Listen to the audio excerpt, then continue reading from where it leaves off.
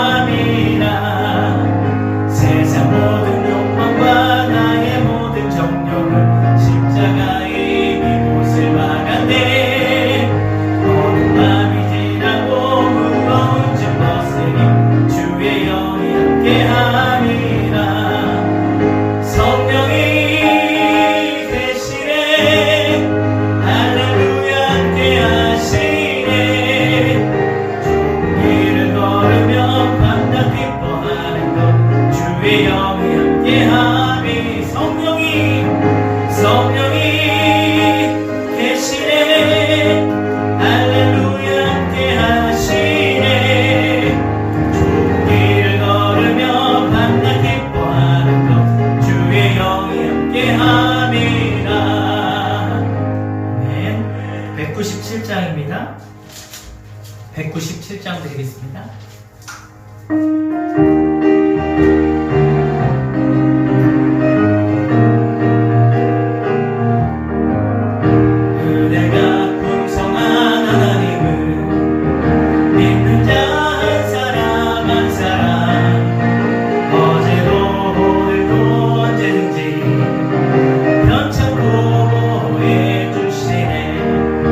주여 성령의 은사들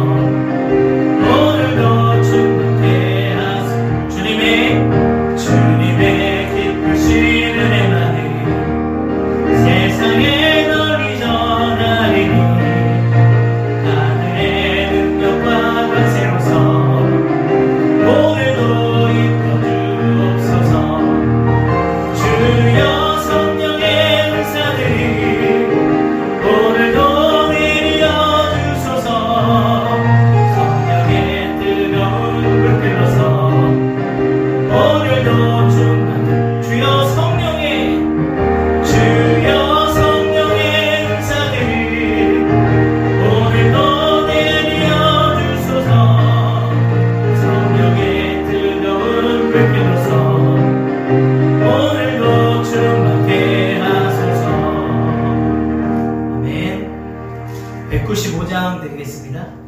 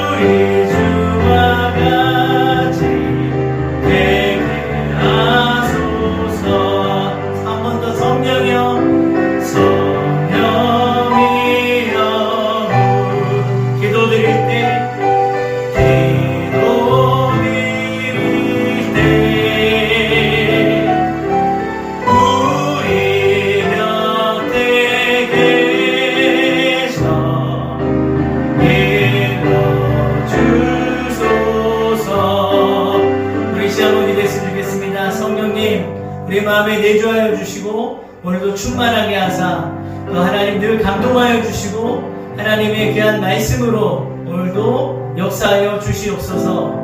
하나님, 우리가 하나님의 음성을 들을 수 있는 귀를 열어주시고 이 시간 또 하나님 우리 안에서 역사하시는 그 성령님의 그 은혜를 우리가 또 경험할 수 있도록 우리의 삶 가운데 말씀하시고 이루시는 하나님을 우리가 체험할 수 있는 신앙이 될 수 있도록 역사하여 주시옵소서.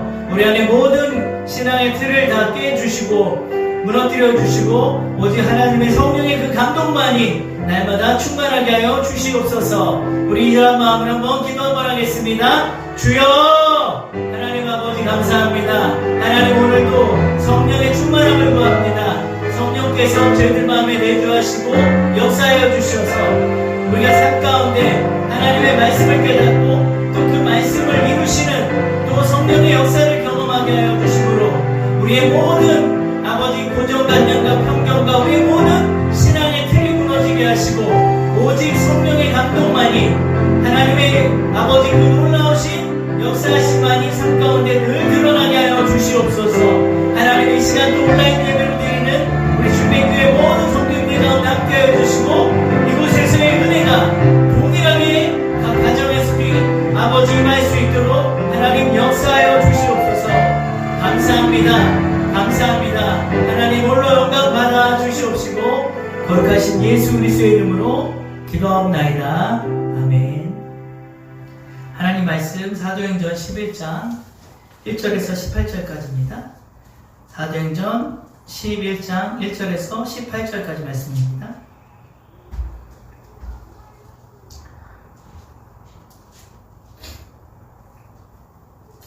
자, 우리 한 절씩 교도가 돌아가겠습니다. 유대에 있는 사도들과 형제들이 이방인들도 하나님의 말씀을 받았다함을 들었더니 베드로가 예루살렘에 올라갔을 때에 할례자들이 비난하여 이르되 내가 무할례자의 집에 들어가 함께 먹었다 하니 베드로가 그들에게 이 일을 차례로 설명하여 이르되 내가 욥바시에서 기도할 때에 황홀한 중에 한 상을 보니 큰 보자기 같은 그릇이 내 귀에 매어 하늘로부터 내려 내 앞에서 드리워지거늘 이것을 주목하여 보니 땅에 네 발 가진 것과 들짐승과 기는 것과 공중에 나는 것들이 보이더라. 또 들이니 소리 있어 내게 이르되 베드로가 일어나 잡아먹으라 하거늘 내가 이르되 주님 그럴 수 없나이다. 속되거나 깨끗하지 아니한 것은 결코 내 입에 들어간 일이 없나이다 하니 또 하늘로부터 두 번째 소리 있어 내게 이르되 하나님이 깨끗하게 하신 것을 내가 속되다고 하지 말라 하더라. 이런 일이 세 번 있은 후에 모든 것이 다시 하늘로 끌려 올라가더라. 마침 세 사람이 내가 유숙한 집 앞에 서 있으니 가이사랴에서 내게로 보낸 사람이라. 성령이 내게 명하사 아무 의심 말고 함께 가라 하시매 이 여섯 형제도 나와 함께 가서 그 사람의 집에 들어가니 그가 우리에게 말하기를 천사가 내 집에 서서 말하되 내가 사람을 요바에 보내어 베드로라는 시몬을 청하라. 그가 너와 온 집이 구원받을 말씀을 내게 이르려 함을 보았다 하더니 내가 말을 시작할 때 성령이 그들에게 임하시기를 처음 우리에게 하신 것과 같이 하는지라. 내가 주의 말씀에 요한은 물로 세례를 베풀었으나 너희는 성령으로 세례를 받으리라 하신 것이 생각나노라. 그런즉 하나님이 우리가 주 예수 그리스도를 믿을 때에 주신 것과 같은 선물을 그들에게도 주셨으니 내가 누구에게 하나님을 능히 맡겠느냐 하더라. 그들이 이 말을 듣고 잠잠하여 하나님께 영광을 돌려 이르되 그러면 하나님께서 이방인에게도 생명 얻는 회개를 주셨도다 하니라. 아멘. 할렐루야. 한 사회에 오랫동안 뿌리박혀온 편견과 고정관념이 바뀌기까지는요 참 쉬운 일이 아닌 것 같습니다. 특히 유대인들의 오랜 전통과 유대적 이 사고는요 성령을 받은 베드로뿐만이 아니라 사도들과 예루살렘 교회 그 성도들까지도 오랫동안 너무 강하게 그 속에 자리 잡고 있었기 때문에 그것을 깨고 무너뜨리는 일이 결코 쉬운 일이 아니었어요.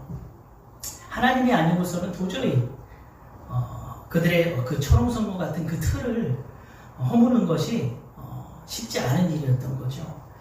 자, 10장에 보면요, 베드로가 성령을 받았음에도 불구하고 이방인을 계측하고 상종하지 않는 그 유대인의 그 생각 때문에 처음에는 하나님의 명령에 부정적으로 반응을 합니다. 환상을 통해서 일어나서 이제 네가 잡아먹으라. 하나님이 깨끗하게 한 것을 네가 속되다 하지 말라. 이 명령을 3번이나 완고하게 그럴 수 없습니다. 내가 그럴 수 없습니다. 하고 거절할 정도로 이 베드로 속에 자리 잡고 있는 그 편견, 이방인을 향한 그 고정관념이 대단했죠.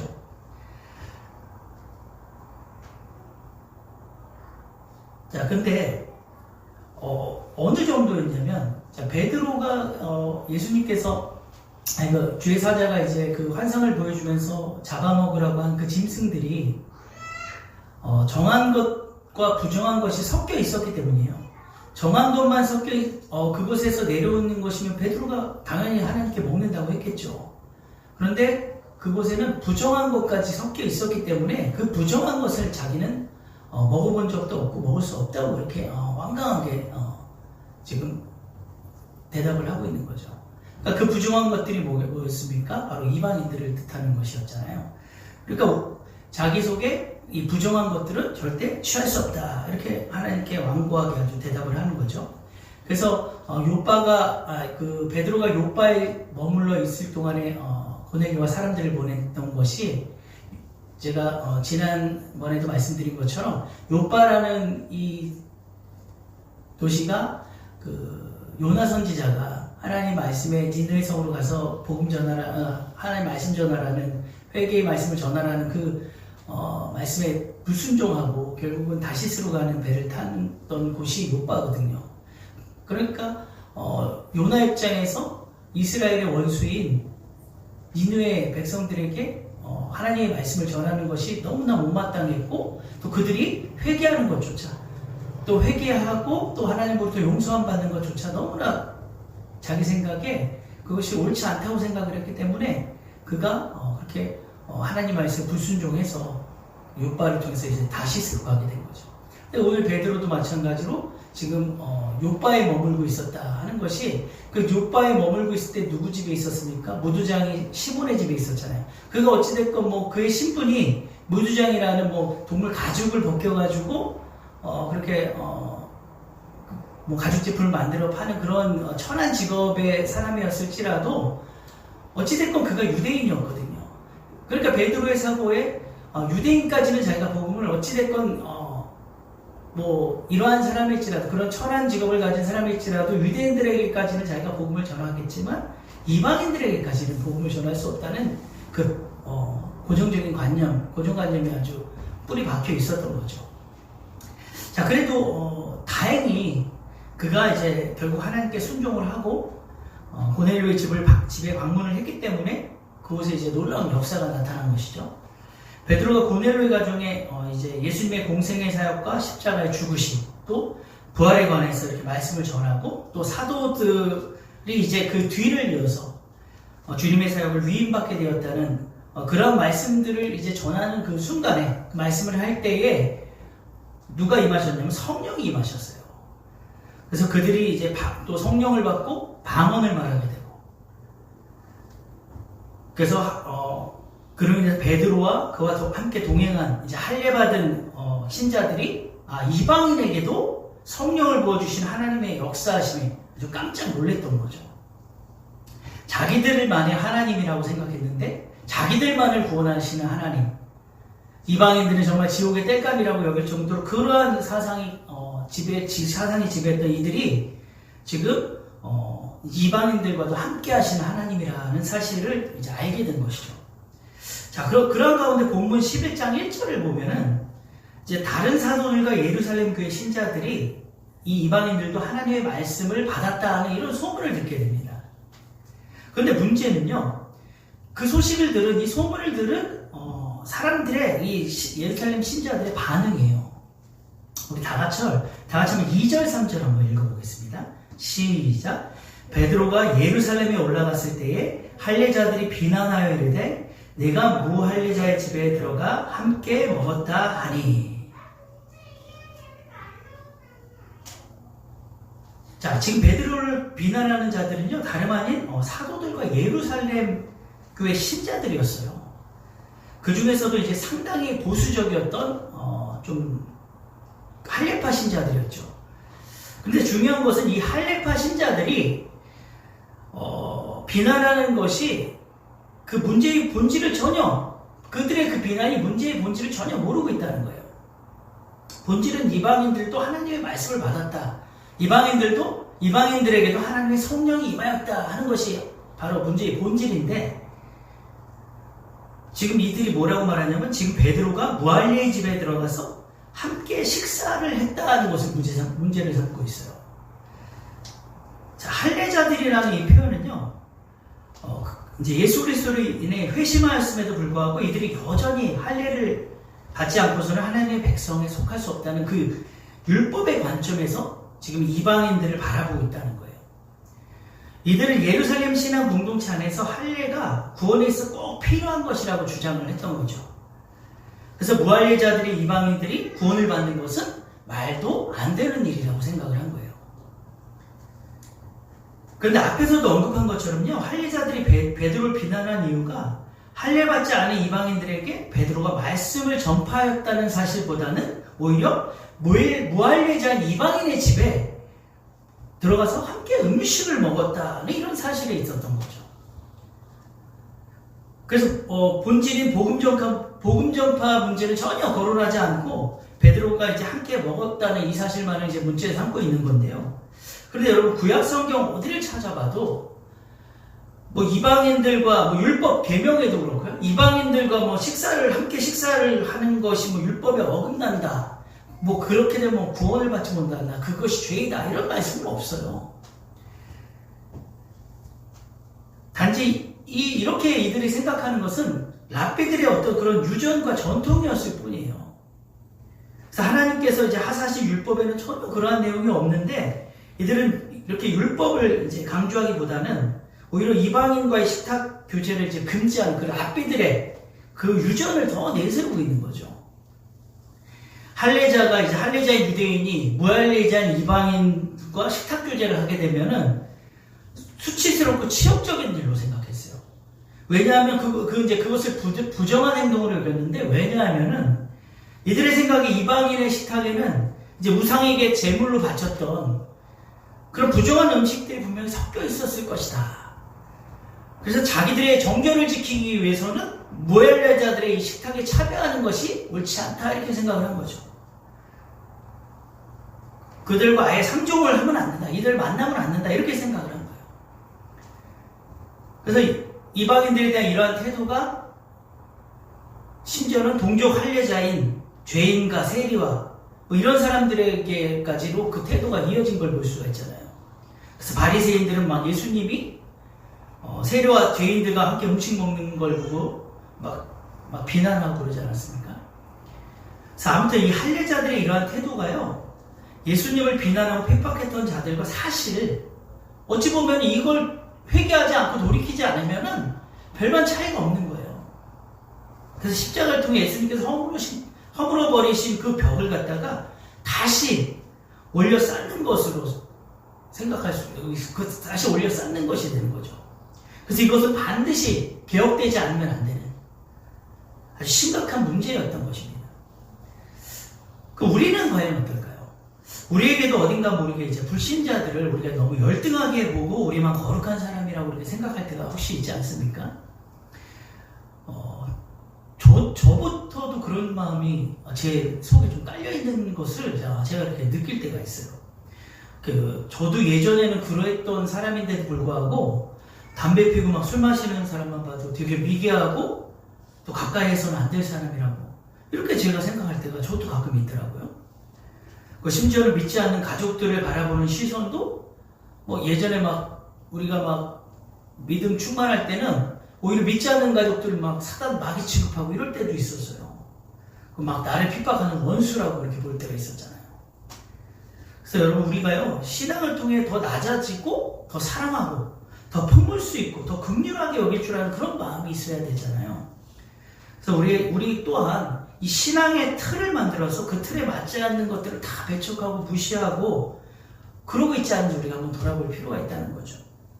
물론 하나님께서 우리가 신앙에 이제 성장할 그런 초기 때는 또 세상과 또는 세상 친구들과 이렇게 좀 분리를 시키고 거리를 두시기도 하죠. 그런 과정을 통해서 또 이제 하나님만 바라보게 하시는 그런 시간들도 있긴 해요. 그런데 그것이 고착화되어서 세상의 불신자들을 함께 할 수 없는 부정되고 더러운 사람들이라고 그렇게 선을 그어버리는 것은 결국 바람직한 그리스도인의 자세라고 볼 수가 없겠죠. 틴켈러 목사님께서 내가 만든 신이라는 책에 보면요, 이렇게 말씀하셨더라고요. 하나님보다 더 중요한 것, 하나님보다 더 크게 생각을 차지하는 것은 무엇이든 우상이 될 수 있고 좋은 것일수록 더 그렇게 되기 쉽다, 이렇게 말씀하셨어요. 그러면 우리의 고정관념, 또 우리의 신앙의 어떤 틀, 하나님이 아닌 내가 만든 어떤 신, 이것이 곧 하나님 만든 내가 만든 신, 곧 우상이 될 수 있음을 우리가 깨달을 필요가 있다는 거죠. 그러니까 우리의 신앙이 어떤 틀에 갇혀버리면 안 된다는 거예요. 그것이 곧 내가 만든 하나님이 될 수 있고 그것이 우상이 될 수 있다는 거죠. 자, 그리고 계속해서 이제 4절 이하를 보게 되면은 이제 베드로가 이제 자기를 비난하는 예루살렘 교회 성도들, 곧 할례자들을 향해서요, 이제 가이사랴에서 있었던 고넬료 가정에서의 그 일을요, 아주 제대로 설명을 해줘요. 자, 한마디로 이제 하나님이 하셨던 일, 하나님이 하셨던 그 일을 사실 그대로 간증을 하고 있는 거죠. 자기가 기도 중에 환상을 본 일, 그리고 고넬료가 환상을 본 일, 그리고 이제 그가 사람을 보내어서 함께 고넬료 집에 방문하여 말씀을 전하게 되고 그 순간 말씀을 받는 자들에게 성령의 아주 강력한 임재와 방언으로 말하게 하신까지를 이제 증언을 하는 거예요.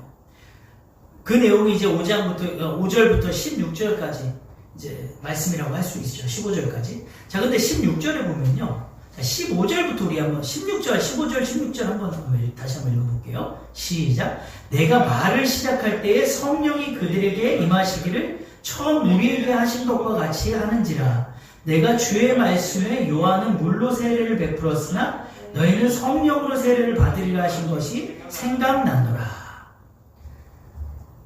자, 16절에 15절에 보면요, 성령이 내가 말을 시작할 때에 성령이 그들에게 임하시기를 처음 우리에게 하신 것과 같이 하는지라. 베드로도 마가의 다락방에서 성령의 그 강력한 임재를 체험했고, 또 베드로가 설교를 통해서 예루살렘 교회 성도들이 또 강력한 성령의 임재를 체험하고 회개하는 놀라운 역사가 일어났잖아요. 그것이 지금 자기들이 체험한 것처럼, 우리가 체험한 것처럼, 우리가 경험한 것처럼 동일하게 지금 나타나고 있다, 이렇게 말을 하고 있어요. 그리고 16절에 보면 베드로가 아주 대단히 중요한 말을 합니다. 예수님이 하신 말씀이 이제 고넬료 집안에 성령이 임할 때야 비로소 생각이 났다, 이렇게 말하고 있어요. 그런 고백을 해요. 막상 할례 없는 이방인들이 성령 충만을 받자 그것이 말씀의 성취임을 확실히 베드로가 깨닫고, 구원이 할례 없이도 이루어진다는 것을 확실히 믿게 된 거죠. 여러분, 우리가요, 아무리 많은 지식이 있을지라도 체험이 되지 않으면 그것은 어쩌면 죽은 지식이 될 수가 있어요. 하나님의 말씀 우리가 많이 알고 있어도요, 항상 체험적인 신앙이 함께 가야 돼요. 그래서 제가 오늘 사실 오늘 말씀의 제목이 체험적인 신앙이 틀을 깹니다 라는 이런 말씀의 제목으로 지금 여러분과 나누고 있는데요. 정말 우리의 신앙의 틀, 고정관념, 이것이 깨지기 위해서는요, 성령이 체험적인 그런 신앙이 있어야 돼요. 베드로가요, 자기의 이 유대적 사고, 그 유대적인 편견을 깰 수 있었던 것도요, 말씀하시고 이루시는 체험이 있었기 때문이에요. 그가 환상을 통해서 하나님이 보여주신 것과 또 하나님의 그러한 음성들, 그 말씀 그대로가 실제로 이루어지는 것을 목격했을 때에, 정말 성령이 그곳에 그 자리에 임하는 것을 목격했을 때에 예수님이 하셨던 말씀이 생각이 났더라, 이렇게 지금 베드로가 고백을 했거든요. 그래서 우리가 체험이 절대적인 것은 아니지만, 그리고 체험의 중요성에 대해서도 우리가 절대로 간과할 수 없다는 거죠. 아무튼 체험이 좀 뒤따라야 신앙이든 또 우리가 사랑이든 또 교회에서의 어떤 봉사이든 다 이러한 것들이 살아있는 신앙이 될 수가 있는 거예요. 다 살아나게 되어 있어요. 그래서 이런 말도 있어요. 전도인들이 신학교에서 배우는 것보다 요나는 바다 밑바닥에서 더 많은 것을 배웠다, 이런 말이 있어요. 그만큼 배우게 하고 알게 하고 깨닫게 하고 변화시키는 것은요, 체험적인 신앙이 분명히 뒤따라야 된다는 거죠. 여러분, 체험신앙을 증거하는 것이 바로 간증이잖아요. 간증은 하나님이 하신 일을 증거하는 것이기 때문에 감동과 능력이 있습니다. 비난하는 자들의 마음을 돌이키고 녹일 수 있는 힘이요, 바로 이 체험적인 신앙에서 나오는 거예요. 그래서 18절에 보면요, 그들이 베드로의 말을 듣고 잠잠하여 하나님께 영광을 돌리고 하나님은 이방인들에게 동일하게 역사하신다는 이 사실을 인정을 하게 되죠. 우리 18절 한번 다시 한번 읽어볼게요. 시작. 그들이 이 말을 듣고 잠잠하여 하나님께 영광을 돌려 이르되 그러면 하나님께서 이방인에게도 생명 얻는 회개를 주셨도다 하니라. 이렇게 지금 그렇게 비난하던 이 할례파 지금 신자들이 어떻게 해서 이렇게 또 인정을 하게 되었냐는 거죠. 왜 그러냐면 지금 이들도 어찌되었건 간에 예수 그리스도를 믿고 이제 회개하고 예수 그리스도를 영접하고 성령을 체험을 한 그런 경험이 있는 사람들이에요. 이 예루살렘 교회 성도들이. 그렇기 때문에 베드로가 간증하는 그 내용은 성령께서 감동하여 주신 일이고 성령께서 역사하신 일이기 때문에 그 간증을 통해서 이들이 또한 변화될 수밖에 없는 거죠. 그래서 베드로의 간증을 들은 이 사람들이요, 자기들의 어떤 기존 이 생각들, 기존의 그 틀을 깰 수 있었던 것은 매우 정말 중요한 일이라고 볼 수가 있어요. 그래서 이것은 정말 어찌 보면 엄청난 변화예요.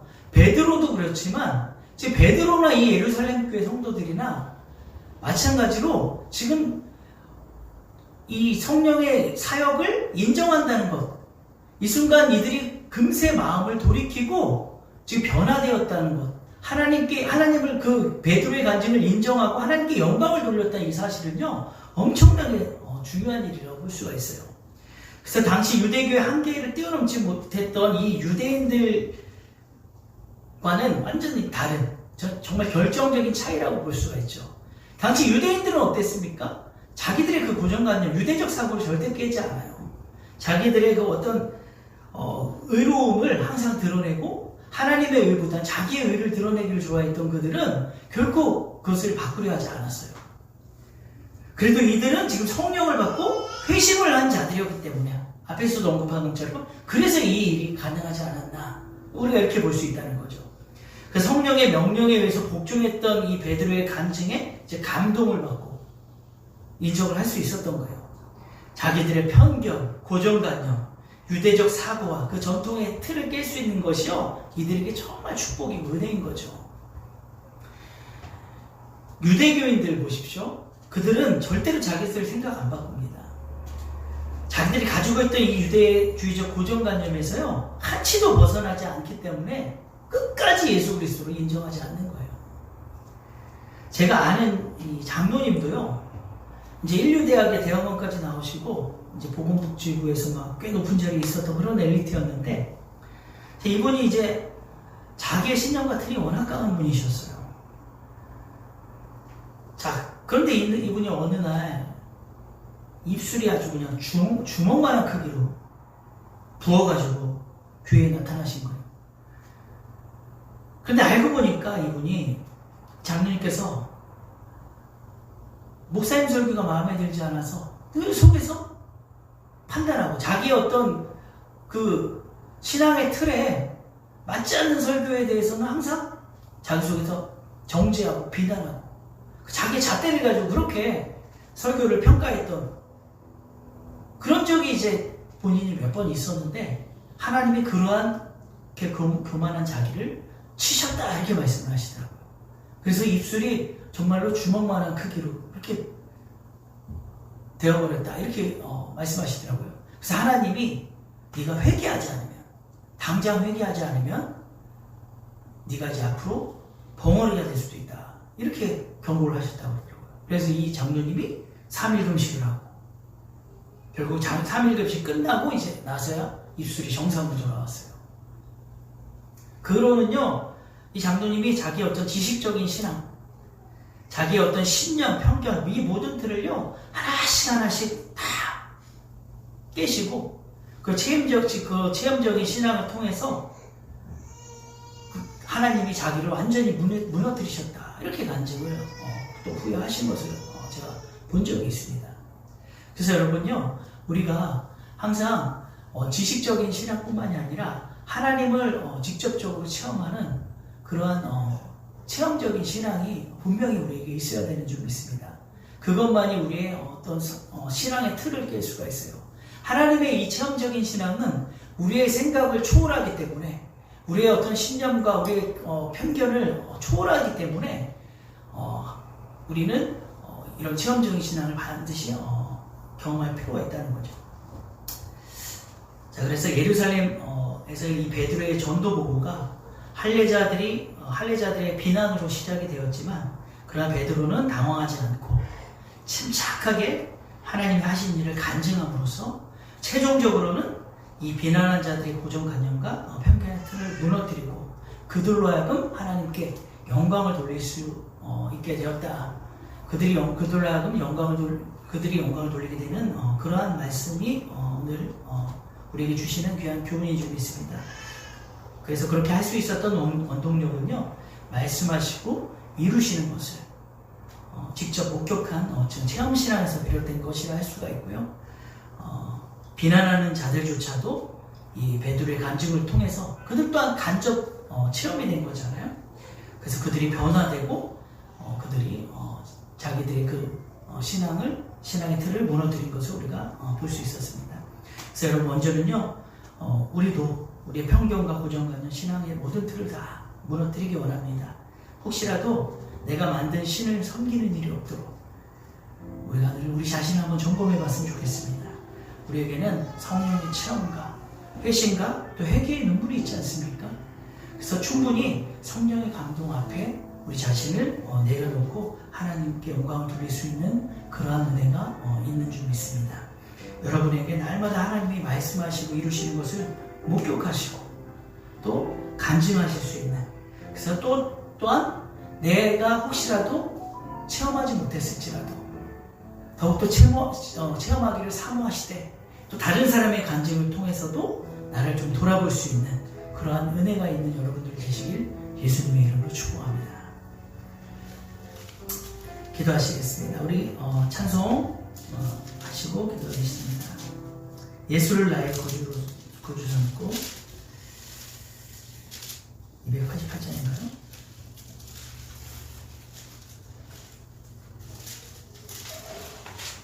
(288장) 드리겠습니다.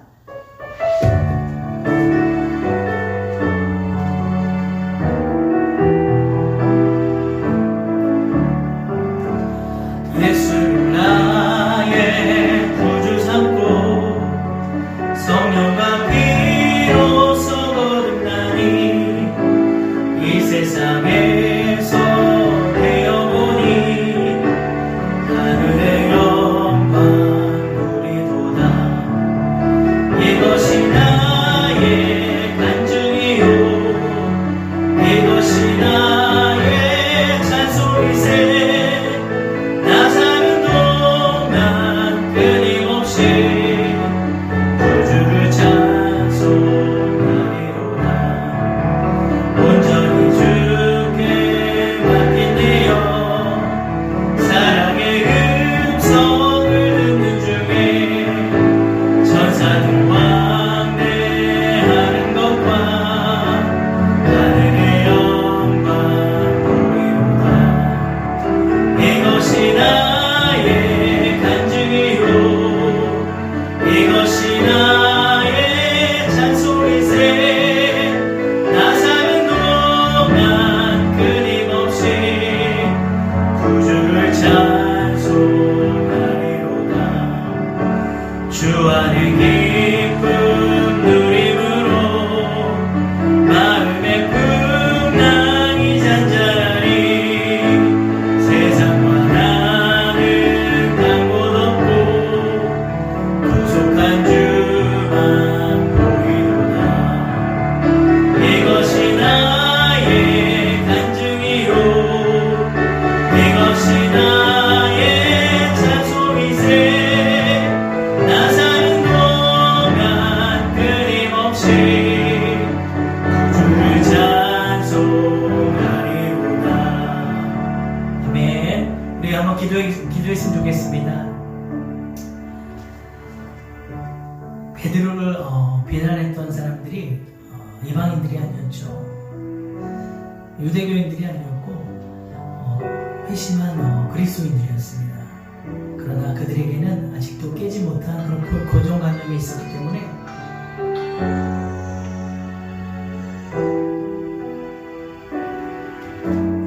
그 고정관념 때문에 좀 하나님의 그 성령의 사역을 오히려 비난하고 정죄하는 그러한 모습을 통해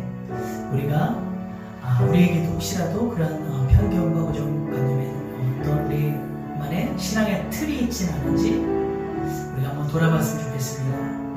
우리가 만든 그 틀로 인해서 하나님의 사역을 보지 못하는, 성령의 그 역사를 보지 못하는 그런 어리석음을 범하지 않게 하시고 우리가 더욱더 하나님의 그 역사하심을 우리가 경험하고 또 체험함으로써 더욱더 우리의 믿음이 성숙해질 수 있는 그러한 은혜가 우리에게 있기를 우리가 이 시간 한번 기도했으면 좋겠습니다. 하나님, 우리의 틀을 깨게 하여 주시옵소서. 그리고 하나님의 그 역사하심을, 성령의 늘 일하심을 우리가 경험할 수 있는 체험적인 신앙이 되게 하여 주시옵소서. 우리가 이러한 마음으로 주여 한번 부르시고 기도하겠습니다. 주여, 하나님 아버지 감사합니다. 하나님, 우리 속에 수많은 편견과 고정관념들이 혹시 있지 않은지 돌아보게 하여 주시옵소서. 하나님, 정말 우리 자신이 정말로 항상 돌아볼 수 있는 우리에게 있는 그 신앙의 틀이 무엇인지 항상 돌아볼 수 있는 그러한 믿음이 되게 도와주시옵소서. 하나님, 우리에게 아무리 많은 지식이 있을지라도 하나님, 정말 우리가 하나님 역사하시며 체험적인 신앙이 없다면 그것이 과연 살아있는 믿음이라고 볼 수 있는지 우리가 우리 자신 한번 돌아볼 수 있게 하여 주시옵소서. 하나님 아버지, 우리가 정말로 우리 삶 가운데 말씀하시고 이루시는 그런 하나님 역사하시는 그런 경험을 통해 우리의 신앙이 더욱더 성숙하여지게 하시고 더욱더 견고하여지게 하시고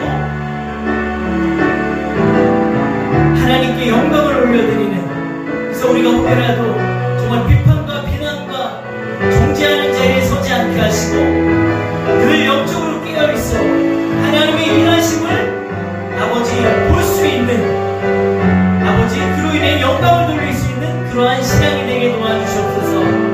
하나님 아버지, 정말 우리 안에 정말 내가 만든 신이 있지 않게 하시고 내가 만든 하나님을 섬기는 일이 없도록 하나님 보시고 역사하여 주시옵소서. 오직 정말로 성령 충만하여서 말씀하시고 이루시는 그 하나님을 목격하고 인정하고 찬양할 수 있는 우리의 신앙이 되게 도와주시옵소서. 하나님 아버지 감사합니다. 머리로만 믿는 신앙 되지 않게 하여 주시옵소서. 하나님, 우리의 신앙이 정말로 체험적인 신앙이 꼭 될 수 있도록 하나님 역사하여 주시옵소서. 감사합니다. 오 할렐루야. 하나님 감사합니다. 하나님 감사합니다. 오늘 말씀을 통해 우리가 항상 성령의 그 일하심을 알게 하시고 또 말씀하시고 이루시는 하나님을 우리 삶 가운데 우리가 경험함으로써 우리의 믿음이 살아있는 믿음 되게 하시고 늘 하나님을 찬양할 수 있는 믿음 되게 하여 주시옵소서. 섣불리 아버지 우리가 불신자들이나 우리 주위 형제들을 우리가 비난하거나 정죄하지 않게 하시고 우리의 그 고정관념과 편견과 우리의 틀로 그러한 판단하지 않도록 우리가 더욱더 체험적인 신앙을 통해 성숙한 신앙이 될 수 있도록 하나님 역사하여 주시옵소서.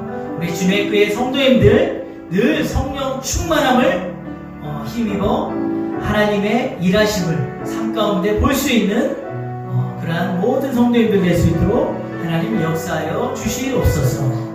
감사를 드리며 거룩하신 예수 그리스도의 이름으로 기도하옵나이다. 아멘.